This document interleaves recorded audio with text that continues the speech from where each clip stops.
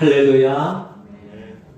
사순절 첫 번째 주일 예수님의 십자가를 묵상하며 하나님 앞에 나와 예배를 드리는 우리 모든 성도님들 심령과 가정들마다 하나님께서 복된 은혜와 축복으로 함께해 주시기를 축원합니다.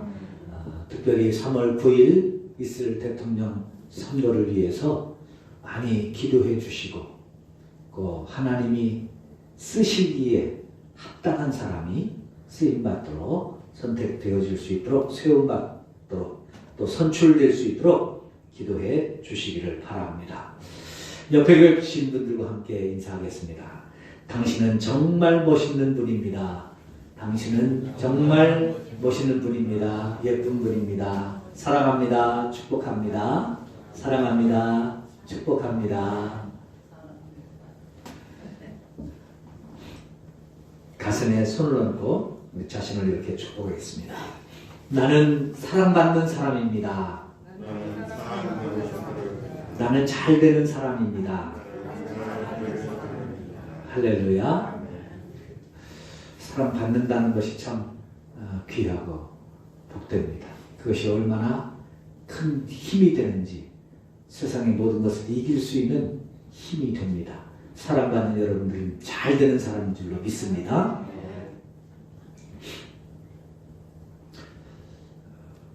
영국의 유명한 극작가 오스카 와일드가 쓴 그날 이후라는 글이 있습니다. 몇 번 소개를 해드렸기 때문에 아마 다 기억이 나실 줄로 압니다. 부활하신 예수님이 생전에 이 땅 위에서 기적을 베풀어 주었던 사람들이 어떻게 살고 있는가를 살펴보시기 위해서 내려오셨다는 겁니다. 그래서 그 예수님이 갈릴리 지역에 나타나시는 것으로 이야기가 시작이 됩니다. 길을 가시다가 보니까 한 거지로 폐인이 되어서 살고 있는 한 사람을 만나게 됩니다. 그를 만나보니까 첫눈에 예수님이 고쳐주셨던 안전뱅이로 살던 사람, 그 멀쩡한 두 다리가 되도록 고쳐주셨던 그 사람입니다. 예수님이 깜짝 놀라서 묻죠. 아니, 형제요, 어떻게 하다가 이렇게 되었어? 하고 물으니까 그 사람이 대답합니다. 예수님, 죄송합니다. 예수님이 나를 고쳐주셔서 멀쩡한 두 다리로 살아가기 위해서 이곳저곳 찾아갔는데 나를 써주는 사람이 없습니다. 직장에 취업하기가 얼마나 어려운지 취업을 할 수가 없어서 그래도 안진뱅이 때는 불쌍하다고 여기저기서 도와줬는데 두 다리 멀쩡하다고 도와주는 사람도 없고 그래서 비참한 생각과 비관 속에 살다 보니 이렇게 되었습니다. 참 예수님의 마음이 답답해졌습니다. 다시 길을 가다 보니까 사람들이 한 시장에 모여서 웅성웅성대고 웃고 떠들고 심지어는 막 어떤 사람은 막 욕을 하고 큰 소리를 내기도 하고 합니다. 가보니까 한 여인이 화장을 짙게 하고 춤을 추면서 노래를 부르고 있습니다. 가만히 보니 7 귀신 들렸던 막달라 마리아. 그래서 매춘을 하면서 살고 있던 그 여인, 그 아가씨를 예수님이 건져주셨고 구원해 주셨는데 그 아가씨가 그렇게 살고 있는 거예요. 또. 그래서 가서 물었습니다. 얘야, 어떻게 된 일이냐? 그러니까 예수님이, 부활하신 예수님이 떠나고 나니까 먹고 살 길이 막막해서 또 결국 배운 게 이것밖에 없어서 옛새 말로 다시 돌아가게 되었습니다. 말합니다. 예수님이 너무 마음이 답답해서 바닷가에, 한적한 바닷가로 가셔서 갈릴리 바닷가에 거니시면서 바람을 쐬고 있는데 그곳에서 젊은이들이 싸우고 있는 겁니다. 가보았더니 실로암 연못가에서 눈을 뜨게 해주셨던 그 소경이었습니다. 그래서 그를 붙들고 야 너는 어떻게 되었느냐? 어떻게 된 일이냐? 물으니까 그 아이가 대답합니다. 주님 죄송합니다. 죄송합니다. 예수님이 내 눈을 뜨게 해주실 때는 정말 뛸 듯이 기뻤습니다. 보이지 않던 세계가 보이니까 얼마나 황홀한지요. 그런데 눈 뜨고 살다 보니까 차마 눈 뜨고도 보지 못할 일들이 얼마나 많은지 여기저기 사기꾼들, 도둑질들 또 눈 뜨고 있어도 코베어 갈 만큼 거짓말로 하는 이 눈 뜨고 못 볼 일들이 얼마나 많은지 그것을 이 혈기에 못 이겨서 싸우다 보니까 남봉꾼으로 전락했고 싸움꾼으로 전락했고 불량배가 되었다는 겁니다. 예수님을 만나서 놀라운 신앙 체험을 했음에도 불구하고 그들이 그 이후의 삶은 모든 사람이 기대했고 예수님이 기대했던 바와 다른 삶을 살아가는 그들의 모습을 보여주면서 오스카 와일드는 우리에게 묻습니다. 예수를 만난 당신은, 예수님을 믿고 있는 당신은 지금 어떻게 살고 있습니까? 어떻게 예수 그리스도를 믿고 있습니까? 묻는 거죠. 사도 바울은 에베소서 1장에서 우리가 구원받은 것은 하나님의 은혜를 통하여 오직 믿음으로 말미암아 구원을 받았다고 우리에게 말씀하고 있지요. 그것이 바로 우리의 구원입니다. 우리가 무엇을 해서가 아니라 하나님이 우리에게 은혜를 베풀어 주셔서 그 은혜를 받고 그 은혜를 우리가 믿음으로 순종하고 받아들임으로 말미암아 우리는 구원을 받게 되었고 하나님의 자녀가 되었습니다. 그러면 그 은혜를 받은 구원받은 우리는 어떻게 살아야 될까요? 에베소서 4장 1절에서 사도 바울은 우리에게 이렇게 말합니다. 그러므로 너희가 부르심을 받은 일에 합당하게 행하라. 부르심을 받은 그 은혜 받은 사람답게 성령을 체험한 사람답게 말씀을 들은 사람답게 말씀을 믿는 사람답게 그렇게 살라고 권고하고 있습니다.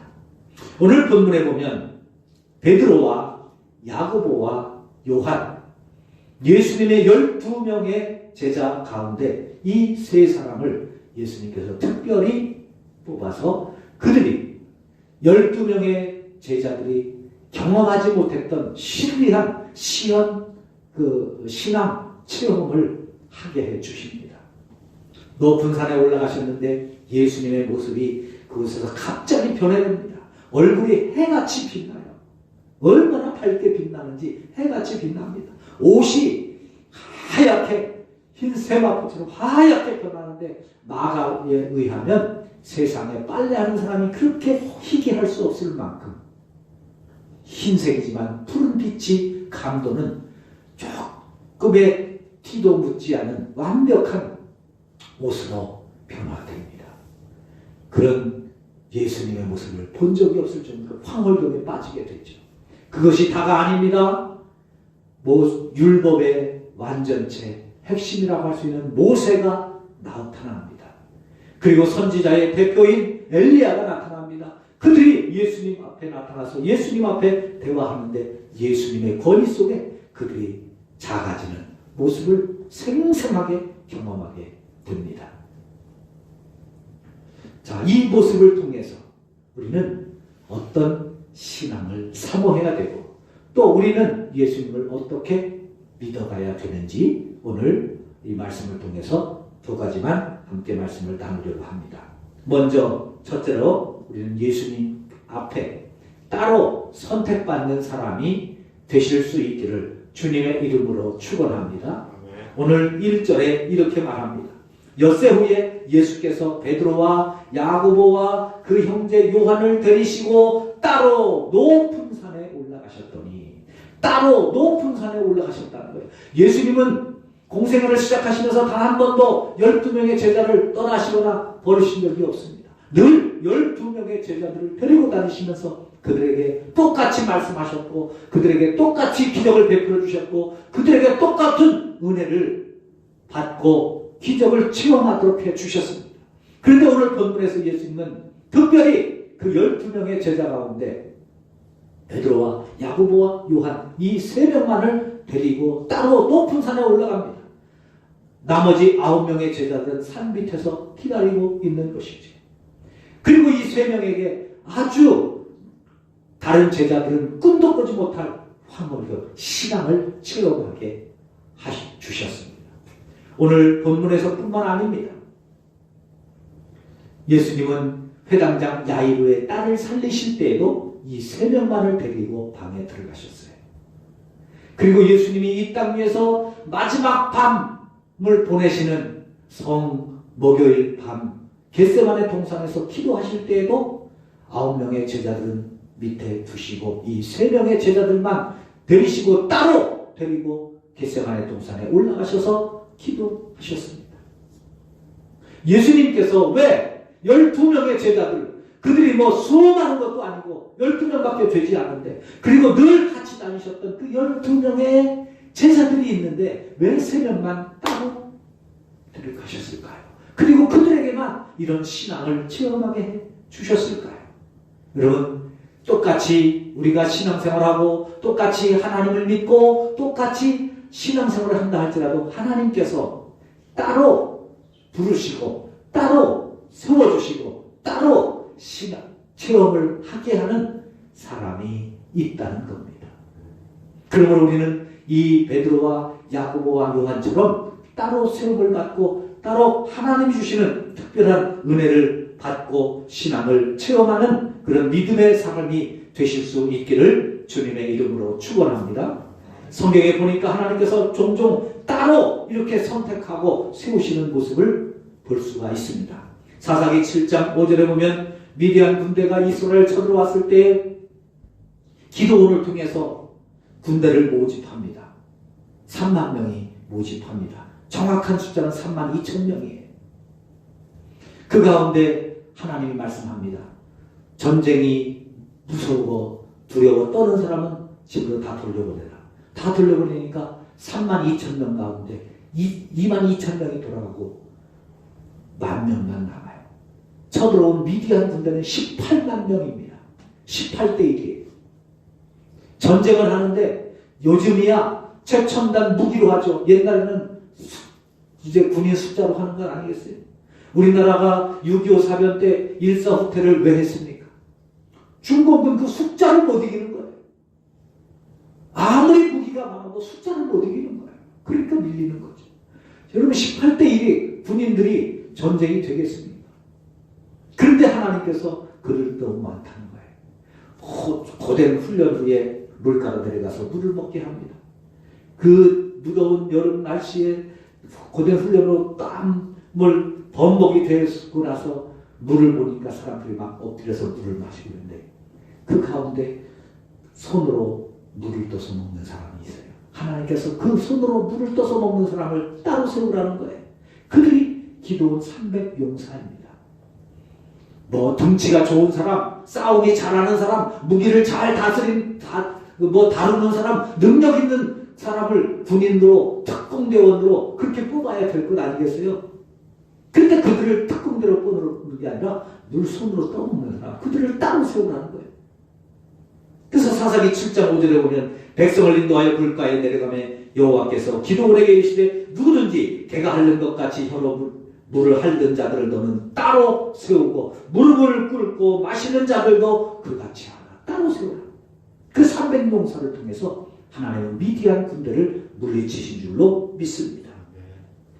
여러분 그 300명이 그 전쟁을 경험하고 돌아와서 그들이 한 간증은 얼마나 놀랍겠어요. 야 18만 명이 있는데 새까만 거야 새까만 거야. 그런데 와 싸우지도 않고 이기는데 이거는 진짜 하나님 아니면 안 돼요. 그런 감정들이 거기에 나오지 않겠어요.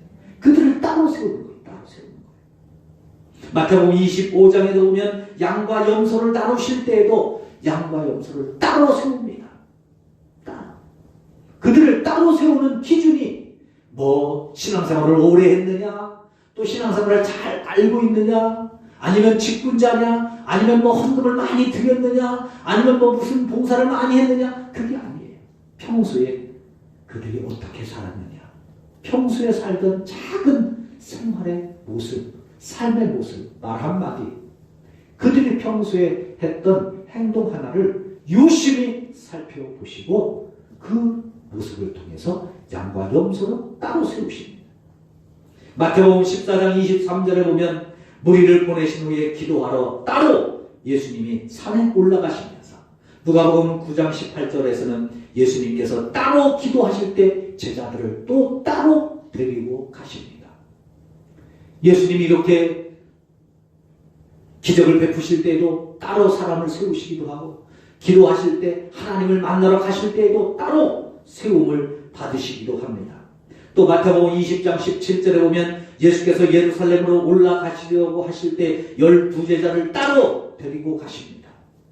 십자가를 향해서 지금 올라가는 거죠. 사도행전 13장 2절에 보면 주를 섬겨 금식할 때 성령이 이르시되 내가 불러시키는 일을 위하여 바나바와 사울을 따로 세우라. 그들을 또 일꾼으로 세우시기 위해서 따로 세우겠다. 하나님께서 기적을 베풀어 주시기 위해서, 능력을 주시기 위하여, 또 하나님께서 쓰시기 위하여, 하나님이 그들을 특별히 만나 주시기 위하여 따로 세우셔서 그들에게 역사하시는 것을 볼 때 하나님께서 하나님 앞에 따로 세움을 받아 우리도 이 베드로와 야고보와 요한처럼 늘 우리의 삶의 현장에서 하나님을 만나고 하나님의 음성을 듣고 하나님과 동행하는 확신 있는 믿음의 삶을 살아가는 우리 모두가 되시기를 주님의 이름으로 축원합니다. 예수님께서 병을 고치실 때에도 마가복음 7장 33절 예수께서 그 사람을 따로 데리고 무리를 떠나사 손가락을 그의 양귀에 넣고 그의 혀에 손을 대시면서 귀 먹고 말 못하는 사람을 고쳐주십니다. 이렇게 귀하게 하나님께서 세우실 때는 따로 세우실 때요. 세울 때. 그럴 때 그 속에서 하나님을 만나는 감동이 있고요. 하나님께서 우리를 위해서 일하시는 역사가 있고요. 또 하나님께서 우리에게 베풀어 주시는 놀라운 축복이 있는 줄로 믿습니다. 이렇게 따로 세움을 받고 따로 부름을 받고 따로 하나님 앞에 이끌음을 받는 믿음의 삶이 되셔서 우리가 하나님 앞에 체험의 신앙, 살아있는 믿음으로 살아가실 수 있기를 주님의 이름으로 축원합니다. 우리 성도님 가운데 우리 전소재 집사님, 하나님을 만나 생생하게 하나님의 음성을 들었다는 거 아니에요. 그것도 3번씩이나. 그래서 저 어르신이 그래서 교회 나오신 거예요. 예수님을 믿을 사람이 아니거든요. 그렇게 안 들으면. 그러니까 그렇게 불러주시는 거예요. 여러분, 그러고 나니까 이 체험신앙이 하나님을 뜨겁게 간절하게 믿는데 우리가 우리의 신앙에 도움이 되지 않습니까? 물론 뜨거운 신앙 체험이 다 하나님을 믿는 것이 아닙니다. 오스카 와일드의 지적처럼 놀라운 기적을 체험하고도 말씀이 뒷받침이 되지 않으면, 기도가 뒷받침이 되지 않으면 떠나버리고 마는 거예요. 떠나버리고 마는 거예요. 그러니 신앙 체험뿐만 아니라 말씀 위에 우리의 믿음이 든든하게 세워지는 은혜가 있기를 주님의 이름으로 축원합니다. 두 번째로 예수님을 그렇게 만나고 신앙 체험한 이후에는 예수님이 보여야 합니다. 오늘 본문 8절입니다. 제자들이 눈을 들고 보매 오직 예수 외에는 아무도 보이지 아니하더라. 할렐루야. 제자들이 산 위에서 신비한 예수님을 보았어요. 놀라운 예수님의 모습을 봤어요. 놀랍게 변화됩니다. 모세도 봤습니다. 엘리야도 봤습니다. 이 신앙의 체험이 얼마나 영광스러운 일이겠어요. 얼마나 놀라운 일이겠어요. 그래서 베드로가 그 신앙 체험을 가지고 뜨거운 마음으로 주님 앞에 말합니다. 주님, 여기다가 우리가 집을 세 채 짓겠습니다. 하나는 예수님을 위해서, 하나님은 모세를 위해서, 하나님은 엘리야를 위해서 우리가 집을 세우겠습니다. 그런데 예수님은 거기에 대해서 환영하시지도 않습니다. 오히려 구름 속에서 소리가 나서 예수님의 말을 따르라고 말씀합니다. 그리고 예수님은 산에서 내려가기를 원하십니다. 그럴 때 베드로가 다시 정신을 차리고 보니 그 놀랍게 변화되셨던 예수님, 얼굴이 해같이 빛나던 예수님, 옷이 희어졌던 그 예수님, 엘리야와 모세를 앞에 놓고 말씀을 전하셨던 그 권위 있는 예수님의 그 모습은 온데간데없고 지금까지 보았던 평범했던 예수님, 그 예수님의 모습이 눈앞에 있는 거예요. 그런데 그 예수님의 모습을 보면서도 베드로와 야고보와 요한은 주님을 향한 특별한 신앙으로 쓰임받게 된 줄로 믿습니다. 이것이 중요한 거예요. 그래서 베드로가요, 그 이후에 어떻게 쓰임받았어요? 그 변하지 않는 믿음으로 예루살렘 교회의 초대 담임 목사님으로 예루살렘 교회를 이끄는 초대교회 최고의 지도자가 됩니다. 그가 뭐 배운 것이 많습니까? 아니에요. 그렇지 않아요. 그는 오직 성령의 인도하심에 순종하여 예루살렘 교회를 이끄는 대지도자가 됩니다. 야고보는요, 12 사도 가운데 가장 첫 번째 순교의 길을 열어놓는 순교자가 됩니다. 사도 요한은 12명의 제자들이 순교하기도 하고 또 아니면 마지막 늙어서 죽기도 하지만 그 제자들 가운데 최후의 마지막까지 살아서 예수님의 어머니 2000년 전에 마리아가 90세 이상 90수 이상 하는데 그를 최대한 모시고 12 제자들이 다져놓았던 여러 가지 다져놓았던 신앙들을 다 정리하고 마무리하고 우리로 이야기하면 뒷설거지까지 다 하고 마지막에 요한복음, 요한 1, 2, 3서, 요한 계시록까지 이 귀한 복음을 우리에게 남겨주고 세상을 떠나는 위대한 신앙의 길을 걷게 됩니다. 그들이 어떻게 이렇게 쓰임받았을까요? 그들의 눈에 오직 예수님 외에는 아무것도 보이지 않았기 때문입니다. 신앙의 체험을 하고 나면 대부분의 사람들은 예수님은 보이지 않고 자기만 보여요. 내가 예수님을 만났는데, 내가 음성을 들었는데, 내가 이런 경험을 했는데, 내가 이렇게 했는데 예수님이 아니라 자기만 보이는 거예요. 그거는 여러분 온전한 신앙이 못 됩니다. 차라리 신앙의 체험을 안 하는 것이 훨씬 더 좋습니다. 그런 일들이 한국교회에 얼마나 많았는지 몰라요. 기도를 많이 하던 분들이 기도 가운데 하나님을 만나고 특별한 은사를 받아서 하나님 앞에 쓰임받았던 많은 은사자들도 있습니다. 뭐 현신의 권사님이나 이런 분들은 평신도지만 얼마나 귀하게 쓰임받았습니까? 그런데 그 이후에 수많은 사람들이 그렇게 은혜를 받고 능력을 받았는데 그 이후에 잘못 쓰임받아서 그 능력을 가지고 그 체험을 가지고 오직 예수님이 보이는 것이 아니라 자기의 능력이 나타나고 자기의 권능이 나타나고 그래서 교회를 망치기도 하고 교인들을 무너뜨리기도 하고 심지어는 교회를 무너뜨리는 일들도 얼마나 많았는지 모릅니다. 신앙 체험을 한 뒤에는 그 체험을 통해서 자신의 영광을 위해서 사는 것이 아니라 하나님에 대한 확신을 가지고 더 신앙이 깊어지고 더 겸손해지고 더 온유해지는 그래서 주님을 높이는 귀한 믿음의 삶을 살아가실 수 있기를 주님의 이름으로 축원합니다. 결론을 맺습니다. 하나님 앞에 따로 세움을 받아 우리는 하나님을 만나는 귀한 신앙의 체험을 통해서 하나님 앞에 더 깊이 다가가실 수 있기를 바랍니다. 그러나 체험이 다가 아닙니다. 체험이 없더라도 하박국 선지자의 고백 우리가 너무나 잘 알고 있잖아요. 비록 무화과나무가 무성하지 못하며 포도나무에 열매가 없으며 감람나무에 소출이 없으며 밭에 먹을 것이 없으며 우리의 양도 없고 외양간에 소가 없을지라도 나는 하나님으로 말미암아 즐거워하고 구원의 하나님을 통하여 기뻐하겠습니다. 할렐루야. 이 말씀에 대한 확실한 믿음의 고백이 있는 신앙으로 깊어져 갈 수 있기를 바랍니다. 스바냐는 사랑에 하나님의 그 사랑에 마음이 녹아져서 이렇게 고백하잖아요. 너희 하나님 여호와가 너희 가운데 계시니 그는 구원을 베푸실 전능자시나 그가 너로 말미암아 기쁨을 이기지 못하시며 너를 잠잠히 사랑하시며 너로 말미암아 즐거이 부르며 기뻐하시리라.